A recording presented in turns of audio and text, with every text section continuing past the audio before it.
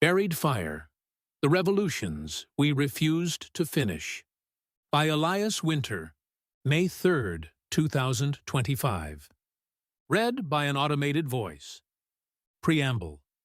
What this is and what it refuses to be. This is not a conventional history. It does not begin with presidents or end with progress. It does not celebrate the story America tells about itself. Instead, this is a reckoning, a moral excavation of the revolutions we began but did not finish. A tracing of the fire that has appeared again and again in the hands of the silenced, enslaved people, exiled nations, forgotten mothers, queered prophets, and workers who bled so others could eat. This essay does not ask what went wrong. It asks what was buried. It follows the movements that dared to name the truth before the nation was ready to hear it. Movements that did not plead for inclusion, but demanded transformation. What follows is not a nostalgic timeline or a catalogue of losses. It is a map of unfinished courage, a testimony to the moral clarity that keeps surfacing, no matter how many textbooks ignore it. You will not find resolution here. You will find embers, and the question that haunts every age of interruption: will we remember in time to continue what they began? Opening. The Fire Before the Nation. We like to think of American history as a story of expansion, of rights granted, voices heard, and freedom widened with time. But beneath that story lies another, older one, not of progress, but of interruption. Again and again, this country has witnessed movements of fierce clarity, movements that named the lie, exposed the violence, and imagined a republic truer than the one we inherited. And every time, they were buried.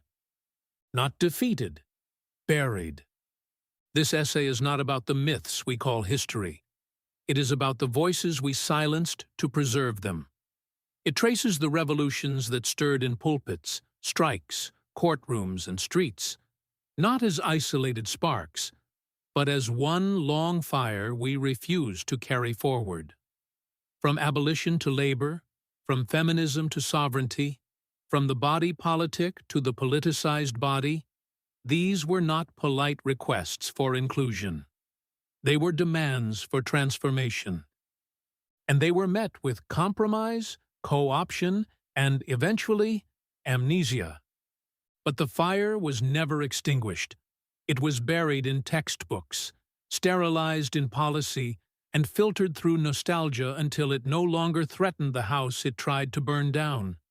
And yet, even now, its embers remain, smoldering beneath our institutions, flickering in every refusal to disappear. This is the story of what could have been, and what still might be. Chapter 1. The First Ghosts. Liberty, Silence, and the Seeds of Resistance. 1770s to 1830. There is a lie we tell about the beginning.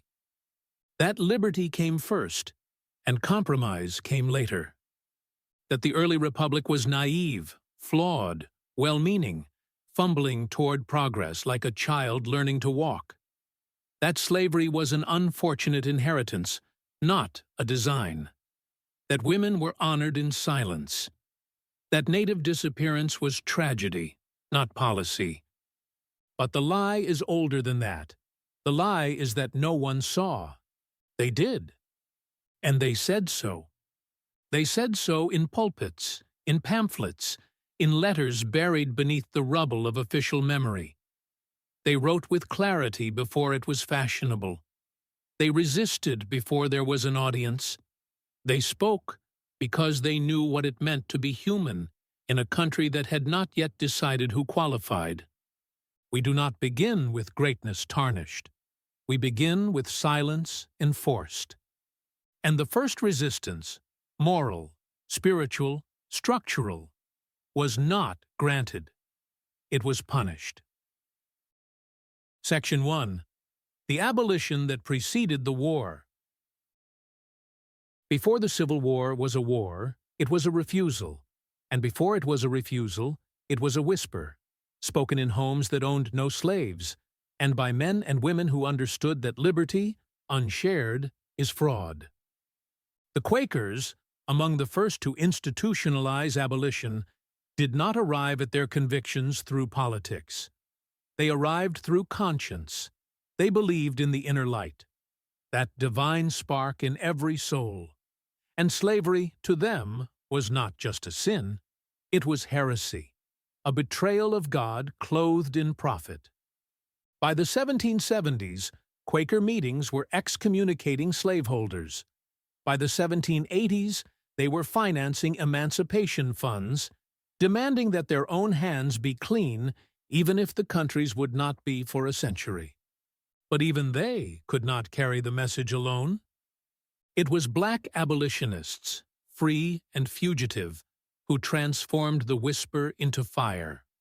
Paul Cuff, born to an African father and Wampanoag mother, was not content with survival. He was a shipbuilder, a Quaker, and a financier of black emigration to Sierra Leone.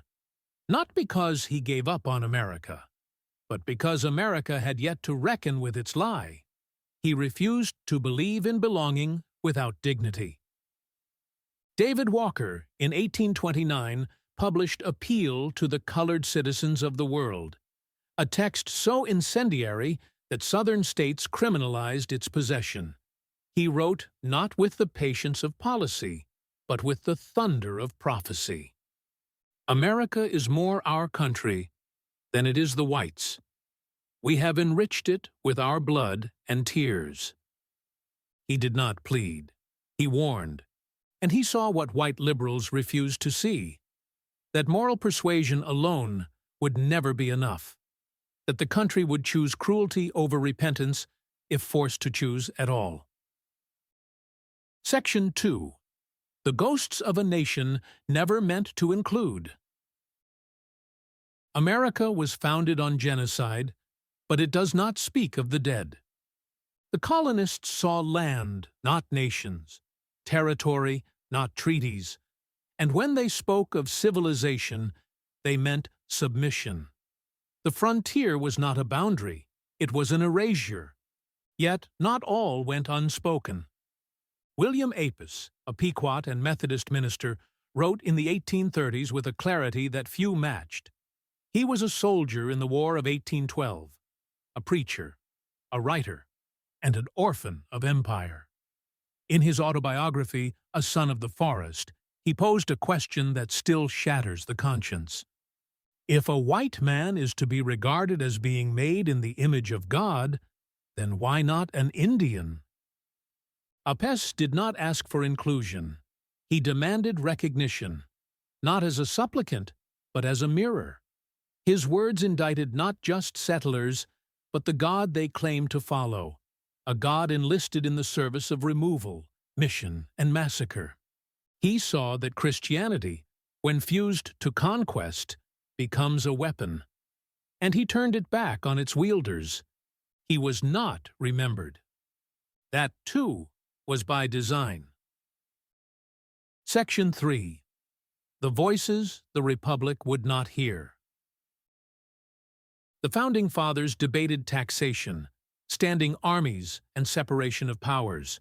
But when Abigail Adams wrote to her husband in 1776, pleading, "Remember the ladies?" she was met with a joke. John Adams laughed, and history followed suit. But her warning was not idle.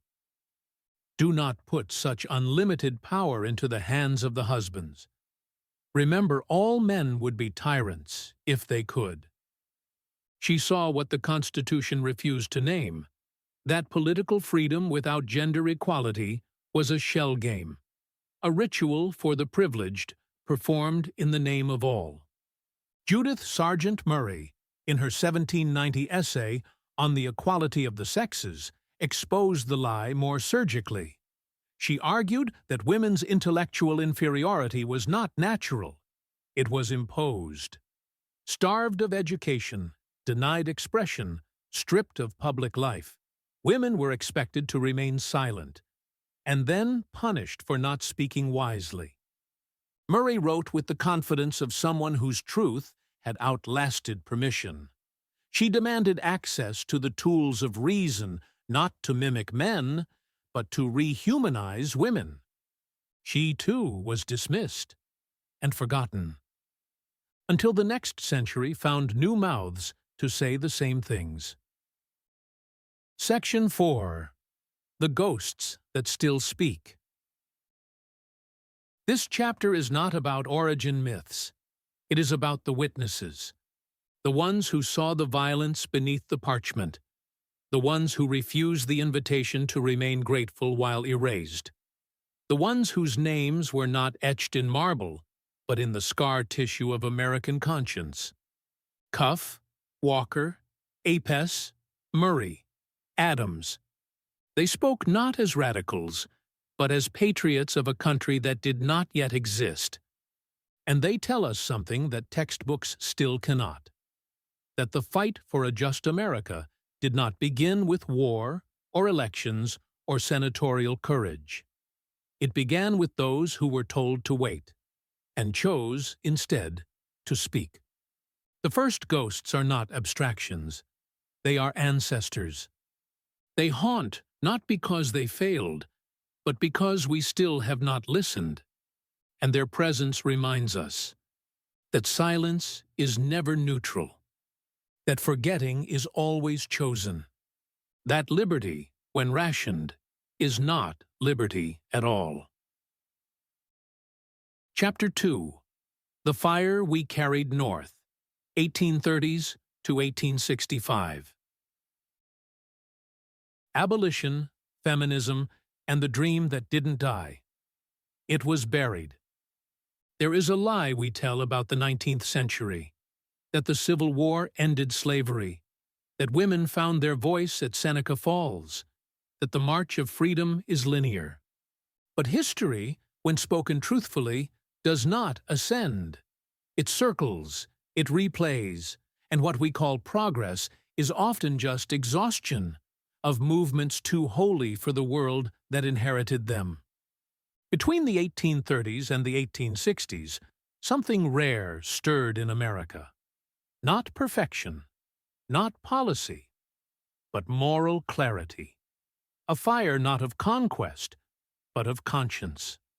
And for a moment, brief, incandescent, unforgettable, the powerless refused to speak softly. Section 1. The Gospel of the Unfree. Abolitionism was not born in law. It was born in testimony. Before the Civil War, the enslaved did not need metaphors. Their bodies were metaphors. Their backs bore the ledger of empire, lashes as punctuation marks, scars as grammar, and yet they spoke.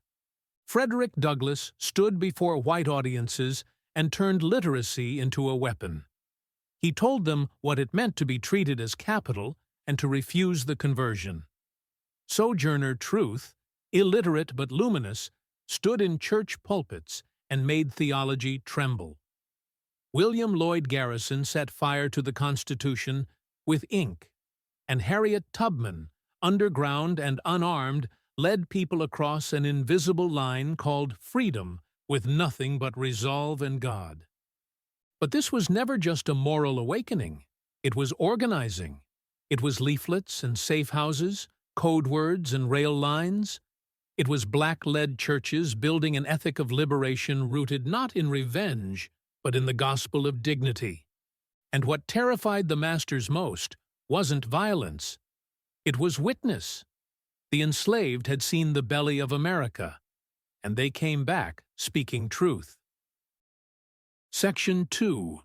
The Daughters of Adam. While men debated liberty in congresses and courts, the women watched, and then they spoke.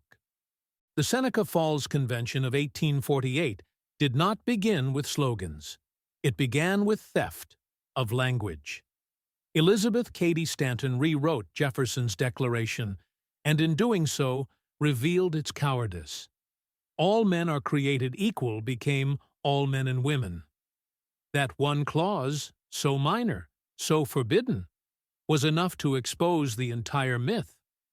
Lucretia Mott, a Quaker minister and abolitionist, had been denied a seat at the World Anti-Slavery Convention simply for being a woman.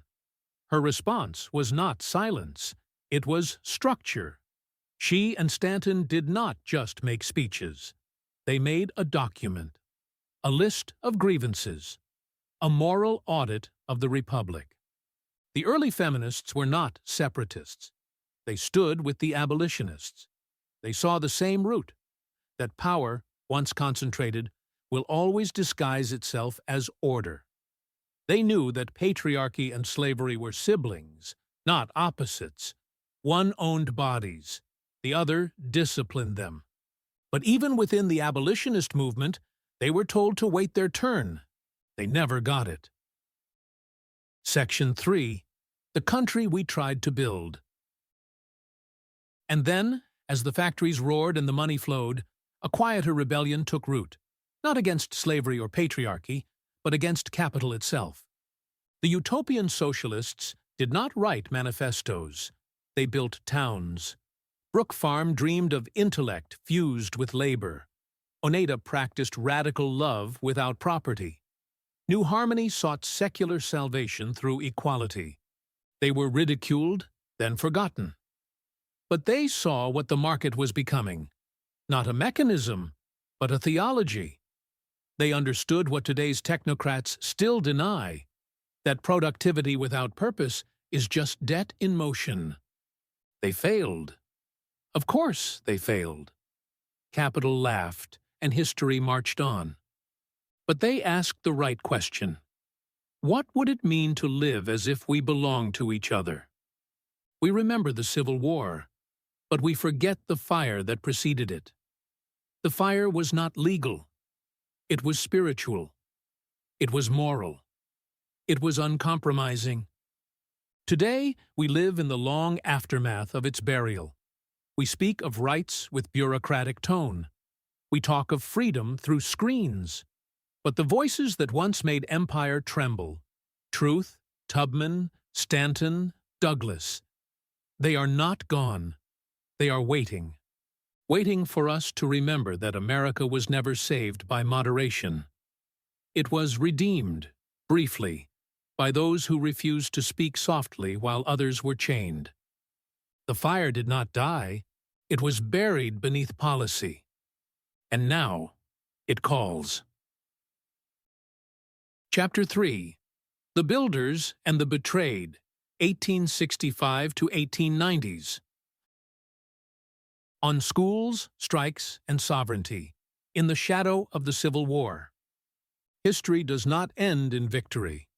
It ends in silence. The war was over. The Confederacy defeated. The slaves freed, at least on paper. And for a flickering moment, the country faced its original sin and did not flinch. Black men entered office. Schools were built. Churches were founded. The South, beaten into pause, watched a new world stir from the ashes. And then it was killed.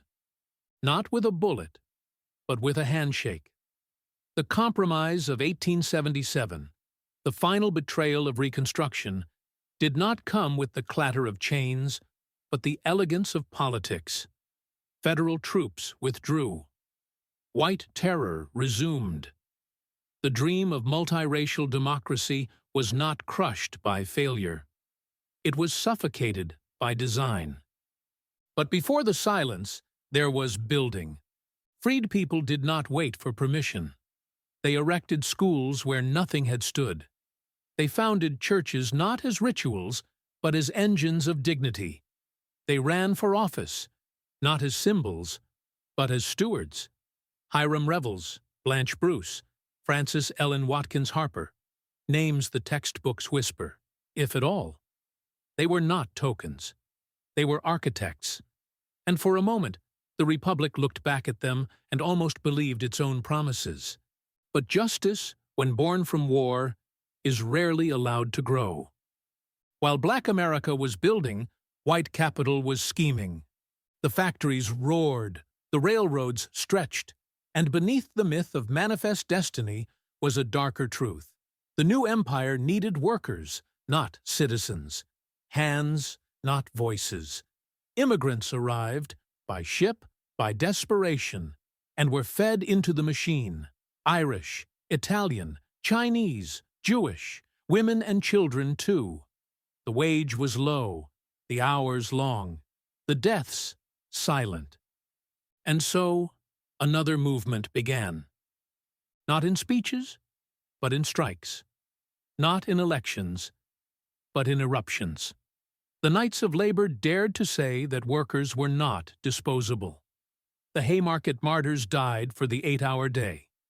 Mother Jones marched with children too young to read, but old enough to be maimed by machinery. They were not just asking for time. They were asking to be seen. It is a dangerous thing to demand dignity in an economy built on hierarchy. And then there were those who never had a place to demand from at all. The native nations, broken by treaties, betrayed by paper, hunted by policy, sent forth voices too clear to ignore. Chief Joseph, surrendering not to defeat, but to exhaustion, said, "I will fight no more forever." Sarah Winnemucca, speaking English better than many of her white audience, told the story of a people erased in real time. They were not asking for restoration. They were asking for memory. America, by the end of the 19th century, had grown richer, harder, and more forgetful. It had learned how to build cities without communities, wealth without wages, treaties without intention. The Gilded Age was not a lie.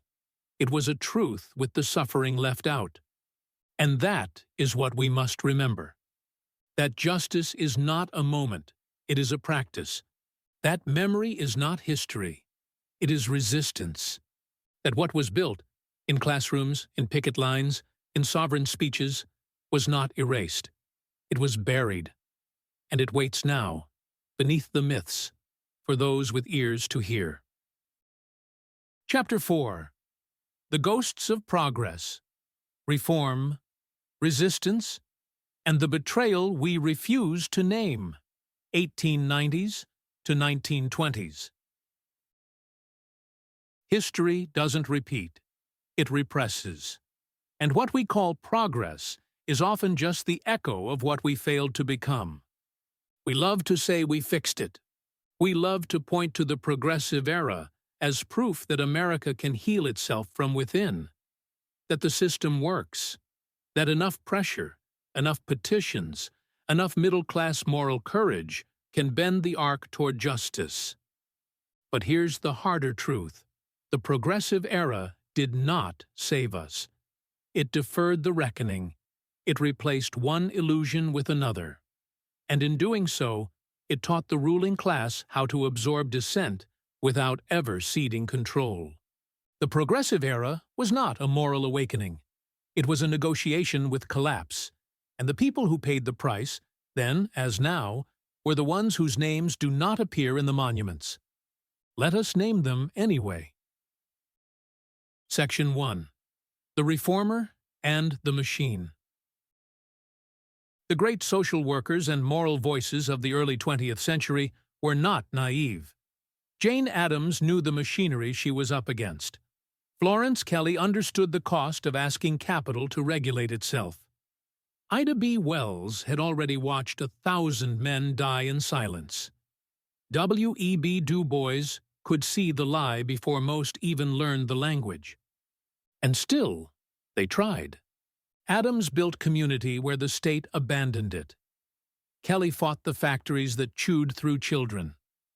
Wells documented a genocide called lynching, while white editors called it justice. Du Bois wrote the souls of black folk not for sympathy, but as a mirror, to make white America see its own soul, split and unrepentant. These were not reformers in the modern sense. They were prophets with filing cabinets, bureaucrats of heartbreak.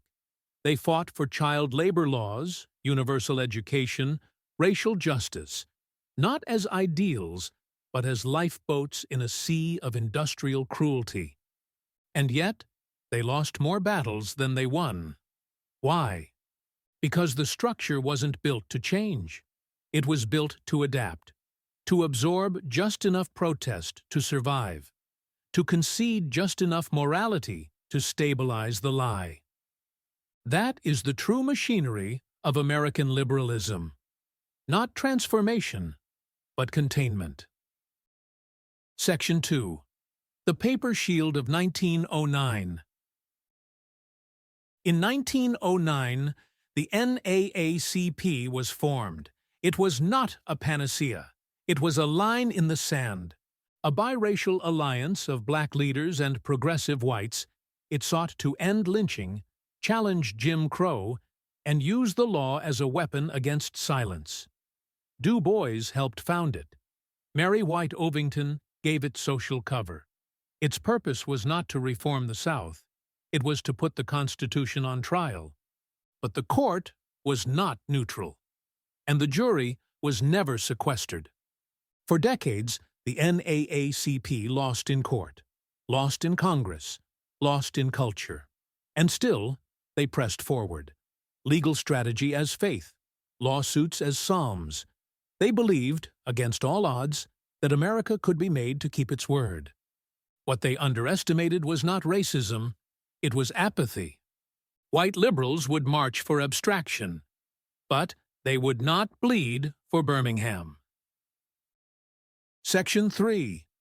The Vote and the Omission. We celebrate the 19th Amendment as the triumph of women's suffrage. And yes, it was a triumph. But whose triumph? The women who gained the vote in 1920 were, overwhelmingly, white, middle class, and protected by the very systems that kept others silent. Black women, who had marched, organized, published, and suffered, were cut out of the victory. Indigenous women were not recognized as citizens. Asian immigrants were barred entirely. The amendment was universal only in print, and when it passed, the movement fractured. Many white suffragists folded into the very power structures they had once opposed, embracing eugenics, nationalism, and imperial order. Some even used their new political capital to reinforce segregation and immigration bans. This is the American pattern. Empower just enough of the marginalized to protect the margin, and leave the rest behind. Section 4. The Pacifist and the War God. World War I revealed the empire's teeth. Eugene V. Debs was imprisoned for a speech. Jane Addams was vilified for choosing peace. Quakers were mocked. Conscientious objectors were tortured in military camps. The Espionage Act, still on the books today, was used to criminalize opposition. This wasn't patriotism, it was performance. The war was never about liberty. It was about markets, reputation, and fear. And the peace movement?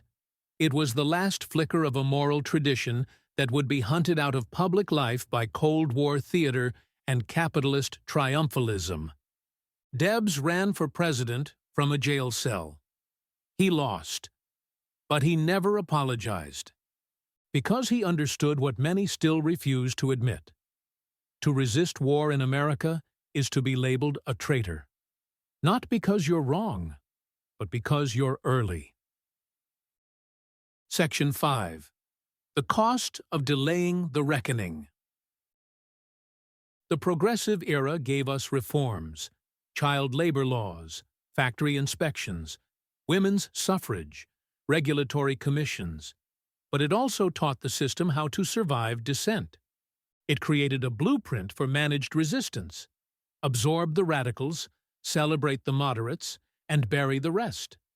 It passed amendments without passing power. It elevated symbols while preserving silence. And it left us with a tragic inheritance, a belief that progress is inevitable, as long as we're polite about it. But history is not polite, And justice does not trickle. It arrives, if it arrives at all, because someone refused to wait. Chapter 5. The Quiet Revolutions We Chose to Forget, 1930s to 1940s. We do not remember progress as it was. We remember it as it flatters us. Ask most Americans what the 1930s and 40s were about, and they will tell you Roosevelt, the New Deal, victory in war, a golden age of purpose. And in one sense, they are not wrong. These decades did transform the nation, but we have baptized them in myth. What we forget, what we must forget to keep the story intact, is how bitterly each inch of progress was fought for, and how quickly we turned away from those who made it possible. This is not a chapter about heroes. It is a chapter about betrayal. Section 1. Labor, Dignity, and the War Beneath the War. The factories were humming. The flags were waving.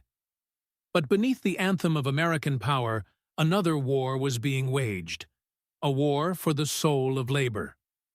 The Congress of Industrial Organizations, CIO, did not emerge from nowhere. It was born of refusal to accept that some bodies mattered more than others, that unskilled labor was disposable, that immigrants and black workers would always be the last hired and the first fired. The CIO organized steel workers, auto workers, longshoremen, entire sectors that the older, craft-bound AFL refused to touch. It was not just about wages, it was about dignity. In 1938, the Fair Labor Standards Act established a federal minimum wage, a 40-hour work week, and a ban on child labor. But behind that legislation were strikes, arrests, hunger marches, and blood. Labor was not granted justice. It demanded it, and paid for it in broken ribs and blacklists. Yet even the CIO, more inclusive than its predecessors, could not fully cleanse the stain of caste. In the North, black workers were welcomed as muscle, but rarely as equals. In the South, Jim Crow ruled unbroken. The movement spoke the language of justice, but stuttered when asked to live it. Section 2. A. Philip Randolph and the March That Was Never Marched. While white workers struck for wages, A. Philip Randolph struck at the heart of power.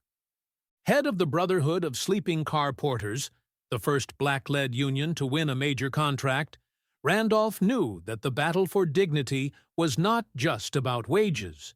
It was about access, about being allowed to serve your country on equal terms. In 1941, as the U.S. prepared for war, defense factories boomed, but black workers were shut out.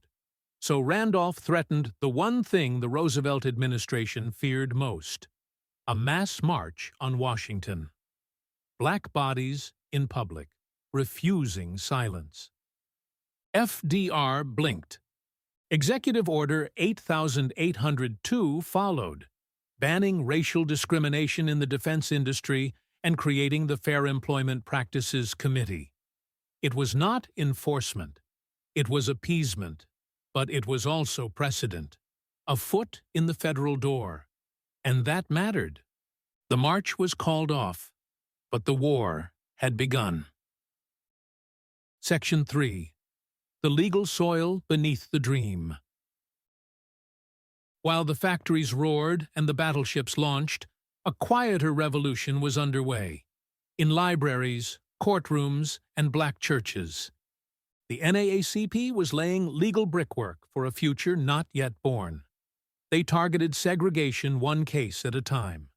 Teacher pay, law school admissions, jury selection, not glamorous, not headline-worthy, but foundational. Lawyers like Thurgood Marshall were not just defending rights. They were building them, ex nihilo, against a legal system designed to erase them. This is what we forget. The civil rights movement did not begin with marches. It began with memos, with lawsuits, with children denied school books and parents who said, "No more." Section 4. The camps we chose to justify. And while the courts inched toward justice, the state moved with terrifying speed in another direction. In 1942, over 110,000 Japanese Americans, most of them citizens, were ripped from their homes and sent to internment camps. No trial, no charges, just fear and executive ink. The court upheld it. In Korematsu versus United States, the Supreme Court sided with power. Fred Korematsu had resisted relocation. He believed the Constitution applied to him. The court did not. They told the nation, when security speaks, rights go silent. It would take 40 years to reverse the conviction. And even then, no justice, just a formal apology, a ribbon over a wound.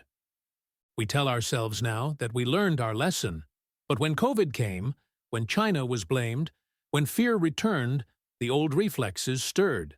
The machinery is still there. We just haven't turned it on. Section 5. What progress meant and who paid. The New Deal built the American middle class, but it did not do so evenly. Social Security excluded domestic and agricultural workers, jobs disproportionately held by Black and brown Americans.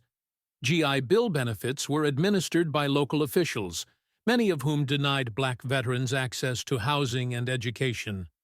Internment survivors were given $25 and a bus ticket when the camps closed. This is the truth we hide beneath the flag. The American century was subsidized by the excluded. Labor rights, civil rights, due process. None of these were gifts. They were paid for, in fear, in hunger, in silence, in refusal. And they remain unfinished. Chapter 6. The Revolutions We Buried Alive, 1950s to 1970s. On the 5 threads of American liberation, and what we chose not to finish. There was a time, not so long ago, when America stood at the edge of something honest. When 5 separate movements rose up and said the quiet part out loud. This country was built on exclusion, and it would remain unfinished until that exclusion was reckoned with. Black, brown, native, queer, female. Each thread brought its own witness. Each one demanded a fuller democracy. And for a moment, just a moment, it seemed possible that the empire could repent. But it didn't. What followed was not healing, but absorption. The language of liberation was co-opted. The urgency of change was bureaucratized. And the memory of rebellion was embalmed in school books, hollowed out of risk. What could have been a rebirth became a spectacle, a parade of slogans, a museum of unfinished fights. And now, 50 years later, we are living in the consequences, not of failure, but of refusal. Not because we lost, but because we stopped, and because those in power learned how to neutralize dissent without violence, not by silencing the truth, but by pretending to hear it. This is the story of 5 movements, not as nostalgia, but as a warning. Section 1. The Gospel That Bled. The Black Freedom Struggle. The Civil Rights Movement was not a legislative moment. It was a moral earthquake, a spiritual reckoning in a land that had called itself free while lynching its prophets. It was the confrontation of America with its own sin, and for a moment, it flinched. King preached love. Malcolm preached dignity. Rustin preached strategy. Parks withheld her seat. And together, they cracked the illusion. Jim Crow was not policy. It was theology. a doctrine of white innocence enforced by sheriffs and senators alike. And when it finally broke, through blood, through marches, through televised beatings, it was not because the system repented. It was because the system was shamed. The Civil Rights Act did not cleanse the country. It papered over its wounds. The Voting Rights Act did not complete democracy. It simply allowed its possibility. And when the cameras left, so did the courage. They killed King. They erased Rustin. They turned Malcolm into a T-shirt. And they declared the war over, while the enemy remained in power. Section 2. The Parallel Insurrections. Brown, red, yellow, and the island nation we still occupy. While white America told itself that King had resolved the Negro question, other voices rose from the margins. Brown farm workers in California, Native occupiers at Alcatraz, Asian students in the Third World Liberation Front, Puerto Rican nationalists in the shadow of empire. They were not asking for diversity. They were demanding sovereignty. Cesar Chavez did not march for inclusion. He fasted for dignity. Dolores Huerta was not networking. She was building. A.M. was not lobbying. It was laying siege. The young lords were not writing op-eds. They were feeding children and seizing clinics. These were not side stories. They were parallel revolutions. But the country did not see them. It had room for one morality play, and it had already cast King in the lead. The rest were framed as radicals, fringe, foreign, and so their demands were never absorbed. They were erased. Land was not returned. Treaties were not honored. The colonized remained colonized, and the empire kept pretending it was just. Section 3. The Gendered Lie, when the mothers refused to stay silent. Second-wave feminism was not about having it all. It was about finally being heard. Betty Friedan named the hunger. Audre Lorde named the fracture. Steinem gave it style. Hooks gave it teeth. And for a moment, the patriarchy trembled. The workplace was a prison. The home was a battleground. The body was contested territory. And women, millions of them, began to say no. To marriage without voice. To sex without consent. To laws written by men for men about what women were allowed to be. They won some things. Title IX, Roe v. Wade, shelters, rhetoric. But they lost the frame. Feminism was turned into branding. Reproductive rights became a wedge issue. Intersectionality was mined for footnotes, but stripped of power. And the anger that once threatened to rupture the order was folded back into it, as choice, as careerism, as neoliberal self-help. And the patriarchy survived, not by crushing the movement, but by flattering it. Section 4. The Ones Who Dared to Dance. The gay movement began not in academia, but in survival, in drag bars and bathhouses, in whispered confessions and unmarked graves, in the aching hope that one day it might be safe to be seen. Stonewall was not a riot. It was a resurrection. Sylvia Rivera threw more than a brick. She threw the lie of respectability back into the face of the state. They marched. They died. They bled. They laughed. And they named their love as holy. But then came the virus. Then came the silence. And then, finally, came the rage. Act Up did not ask. It demanded. It did not plead. It forced the country to look at what it had abandoned. And for a moment, again, the center cracked. Today, Pride is sponsored by banks. Drag is a culture war. And once again, the most vulnerable are being asked to wait, while the mainstream debates whether they are even real. Section 5. The empire at war with its mirror. The anti-war movement was never just about Vietnam, it was about empire, and the moment it began to name that truth, really name it, it became a threat. Muhammad Ali said no. The students said no. The veterans came home and said, "We did things you would not believe. We killed for lies. We killed for profit. We killed for power." And America covered its ears.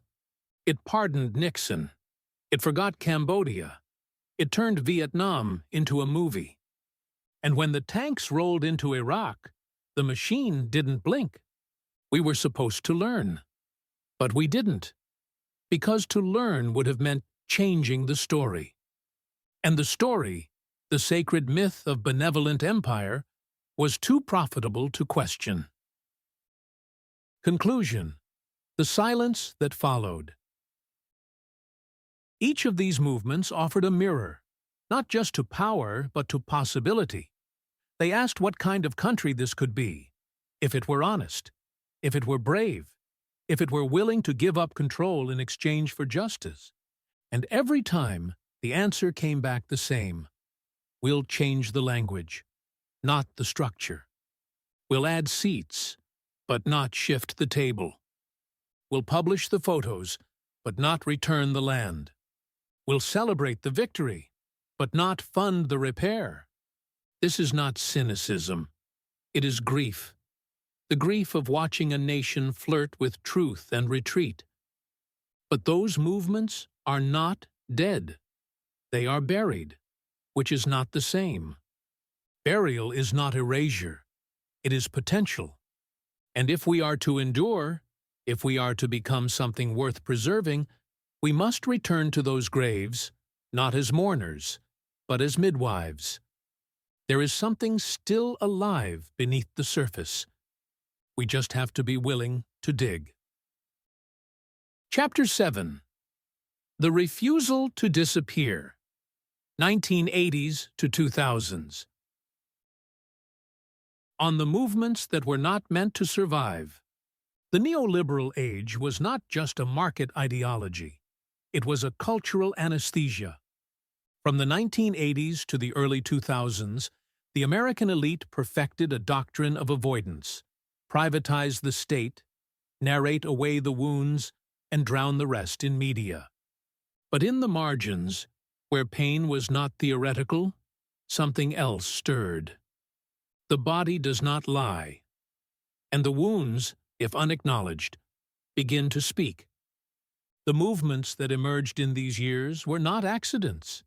They were acts of refusal, human clarity flaring up against a system designed to metabolize suffering without consequence. They did not ask to be righteous. They were simply unwilling to disappear. Section 1. Environmental Justice, the Poison and the Map. They dumped chemicals where the poor lived. They paved pipelines through the bones of the land's first people. And they called it progress. But the lie faltered in places like Love Canal, where white working-class mothers realized their children were being poisoned by profit. The illusion cracked when indigenous leaders reminded the nation that America was built not just on land theft, but on the slow violence of environmental decay. The term environmental racism was not a metaphor. It was a map. It charted which lungs would fill with toxins, which neighborhoods would flood, and whose children would drink death from the tap. The movement that rose in response did not seek reform. It sought to name what the environmental movement refused to, that nature is not neutral, and neither is policy. Section 2. AIDS and the Fight to be Seen. When a plague arrived, the state looked away. When a generation of queer men began to die, it was called divine punishment, not public health. Silence was the policy. Stigma was the law. And yet, from that silence rose a sound so clear it could not be ignored. Act Up. Larry Kramer, die-ins. They did not ask to be pitied. They demanded to be counted. They stormed the FDA, chained themselves in churches, and turned grief into strategy. AIDS activism was not just about a virus. It was about the architecture of exclusion. It forced a nation to see that its moral panic was killing its own, and that healing would require something far more radical than medicine. It would require truth. Section 3. The Cage and its Collapse. Prisons metastasized in the neoliberal night. Entire towns were built on cages. Police were armed like soldiers. Poverty was criminalized. And through it all, the myth persisted. This was safety. But the lie was not universal. It could only be sustained so long as those inside the system had no voice. Enter Angela Davis, who reminded us that the prison is not a broken system. It is a perfected one. Enter Critical Resistance, which said, abolition is not the absence of safety, but its only honest form. Enter the mothers of the movement, who turned the murder of their children into a cry no system could suppress. Defund was not a slogan. It was a question. What do you actually protect when you fund violence? Section 4. The Ramp as Revolution. America built stairs and called it neutrality. Every building, every law, every bus was a declaration. If your body cannot conform, it is your failure. But the disabled did not accept this verdict. They crawled up the Capitol steps in 1990. They chained themselves inside federal buildings. They made their bodies visible, not as symbols of pity, but as instruments of power. The Americans with Disabilities Act was not a bipartisan gift. It was extracted. Won by sit-ins, hunger strikes, and radical coalition building. It declared that access is not charity. It is civil rights. The ramp was not a courtesy. It was revolution. Conclusion. What refused to die. Each of these movements emerged under a regime that believed the market would cure all, and that those it didn't cure were unworthy of mention. But something sacred survived. Not in institutions, but in action. Not in speeches, but in bodies. Not in legacy, but in refusal. The neoliberal era will be remembered for its silence. These movements will be remembered for breaking it. They did not ask for perfection. They asked to be seen. And in doing so, they showed us what was possible, not because the system allowed it, but because someone dared to speak before it did. May we remember them not as footnotes, but as foundations. Epilogue. Digging where the fire was buried. Every generation is offered a moment, not to repeat the past, but to reckon with it. The movements chronicled in this essay were not failures. They were beginnings, interrupted. They were visions, intolerable to the powerful. They were truths, too clear to survive unaltered. We did not lose our revolutions. We left them unfinished. The fire that once spoke in the voice of Sojourner Truth marched in the footsteps of Cesar Chavez and stormed the Capitol on wheels, did not die. It was buried under ballots, budgets, and branding, under the polished myth of American self-correction.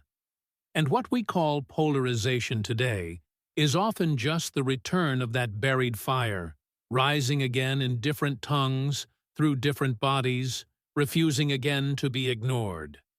To remember them is not nostalgia, it is moral recovery. Because justice is not the reward of history, it is the inheritance of struggle. And if we are to inherit anything worth keeping, we must dig, not for glory, but for the truths we once chose not to finish. The fire waits.